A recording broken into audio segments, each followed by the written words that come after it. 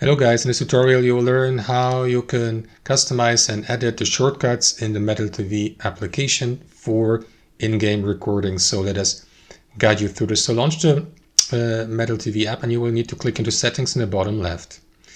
Then guys, here under recording to the left, click into capture hotkeys and then go through that list, right? So you may create a completely new hotkey by clicking into this button, or if you want, for example, change the hotkey or shortcut for the start and stopping of the long recording, which is on default Alt F7, click into it and then click into or use the shortcut you would like to assign. In this case, so let me go to Alt F6, and there you go. So that's the new hotkey. Let me reset it back to Alt F7, and then guys, you can also change the duration if a tap or a long press of the key is required, or unset the hotkey entirely by clicking into these three dots here. So that's how you do it. And you can do this for the screenshot capturing, for bookmarking, and so on and so forth, or create a new hotkey here.